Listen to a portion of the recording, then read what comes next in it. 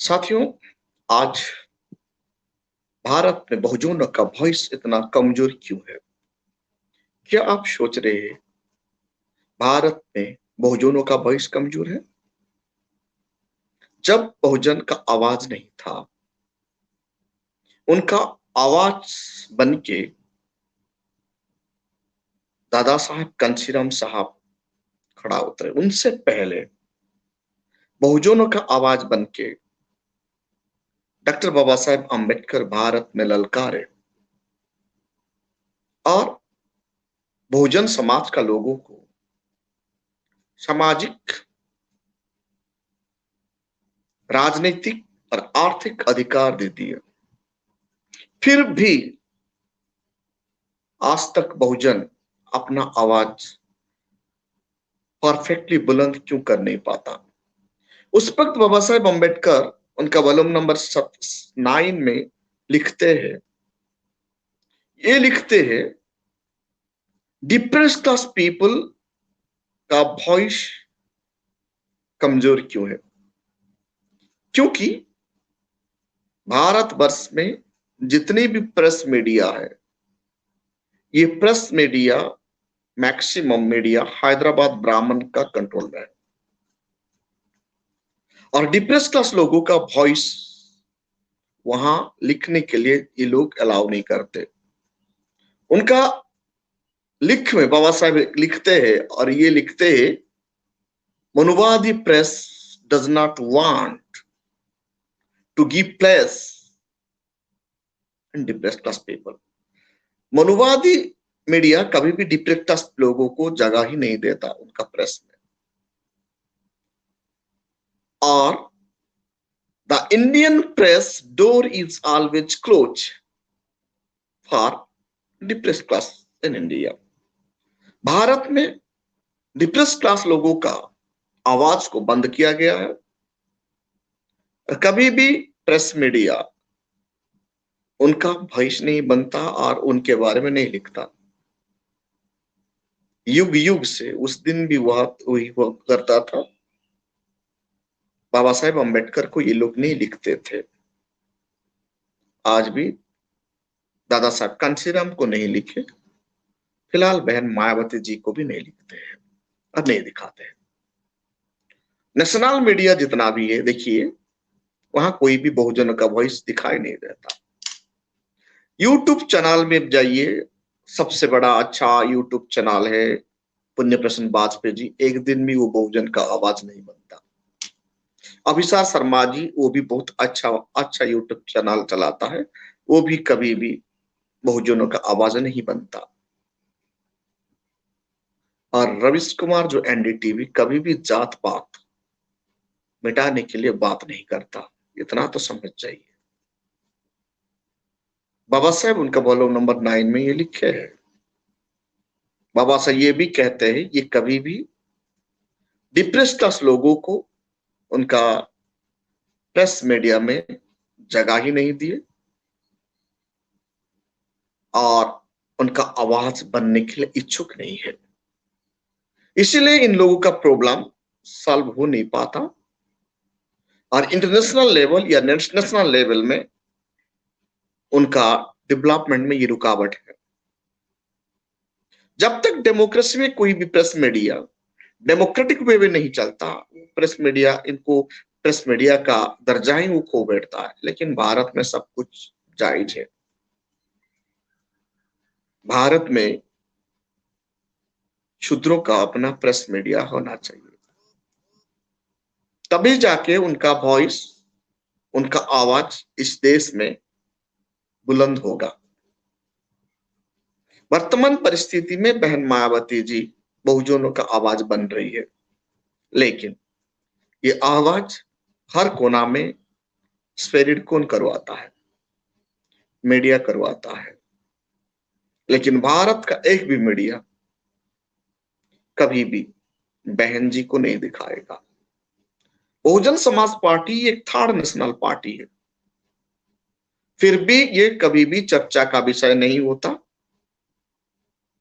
Depress class लोगों का education के बारे में चर्चा नहीं होता, कास्ट मिटाने के लिए चर्चा नहीं होता, इकोनॉमिक इक्वालिटी एस्टेब्लिश करने के लिए भारत में कभी कोई भी नेशनल मीडिया में या यूट्यूब चैनल में भी ये डिबेट नहीं होता, इसीलिए आज उनका वॉइस कमजोर है। लेकिन वर्तमान एजुकेशन पाने के बाद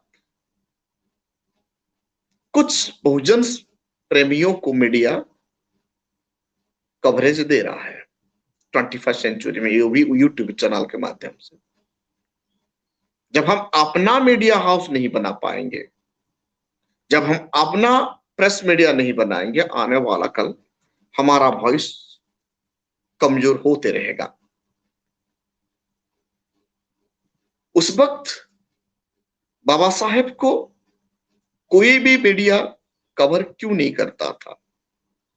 क्योंकि ये डर था उन्हें, डॉक्टर अंबेडकर को जब ये कवर करेंगे नेशनल लेवल और इंटरनेशनल लेवल में, डॉक्टर अंबेडकर फेमस हो जाएगा और भारतवर्ष में अनइक्वालिटी को जो बीज ये लगाए हैं वो उखड़ के फेंक दिया जाएगा। क्योंकि भारत में अनइक्वालिटी का बीज कौन बोया है? मनुवादी ने बोया है। इनको उखाड़ने का काम कौन कर रहा है? भारत का संविधान कर रहा है। उस वक्त बाबा साहेब अम्बेडकर जिंदा थे तो कर रहे थे। इस दुनिया को छोड़ने के बाद दादा साहेब कांशीराम के बाद बहन मायावती, वो अनइक्वालिटी का बीज को उखाड़ के फेंकना बहुजनों का काम है, डायरेक्टली और इनडायरेक्टली। इसीलिए उस वक्त मीडिया नहीं दिखाया बाबा साहेब को, उसके बाद दादा साहेब को भी नहीं दिखाया, अभी बहन मायावती को भी नहीं दिखा रहे हैं। अब तनिक सोचिए, ममता बनर्जी को हर दिन रात कवरेज मिलता है, वो एक रीजनल पार्टी। बसपा का जनाधार जितना है, ममता बनर्जी जी का जनाधार उतना नहीं है, क्योंकि बसपा थर्ड नेशनल पार्टी है, फिर भी उन्हें जगह नहीं मिलता। आप क्या सोच रहे हैं इसके बारे में? आप क्या सोचते हैं? इसीलिए बहुजन समाज का लोग बहन मायावती जी को जान नहीं पाते, बसपा को जान नहीं पाते और बसपा के खिलाफ चले जाते हैं। ऐसे ही हुआ करता था जब गांधी और बाबा साहेब का बीच में जो टकरार चल रहा था, उस टकरार को मीडिया में दिखाया नहीं गया।